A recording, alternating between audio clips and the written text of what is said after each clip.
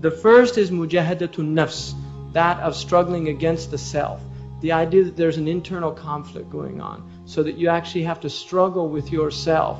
And part of struggling with yourself is struggling with the passions. And the passions, again, are what? Your bestial nature. And so what you struggle that with is with your reason. And that is why when somebody is attempting not to do something that is wrong and struggle against those impulses, what he's using is a higher power. And the higher power is reason, is the aql. And that's why the essence of intellect in Arabic means that which constrains you or which prevents you from doing something that will lead you astray. Aqala ya'qilu means to stop, to prevent. And the other Arabic word they use for intellect is nuha, which comes from that which refuses or that which prevents. Again, yanha.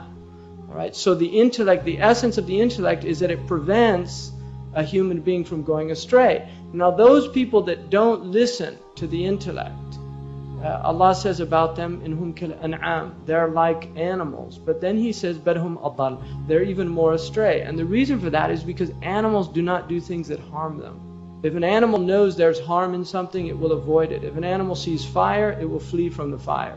If an animal sees something that threatens it, it will either defend itself if it doesn't see any other venue, or if it, by its nature, the threat is something that it deems within its power. Like a lion, if it's threatened by a lesser animal, aggressive animal, the lion will tend to fight because it's a lion and it knows that it can overpower. So the idea of human beings resorting to the bestial element in the self is a capitulation. It's the idea of surrendering the self to something that is low. And that is why if you look at the human body itself, the higher organs, the heart and the intellect, are on the upper body, and the lower organs, the stomach and the genitals, are on the lower body. And so the idea is that this is the way the human being should be.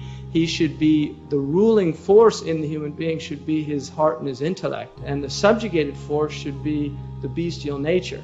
What happens with human beings is that they become overcome by their bestial nature. And so hunger and craving, which is the essence of desire, overwhelms the intellect. And so they begin to want things that are harmful for them. And this is why they're worse than animals, because an animal will only take what it needs.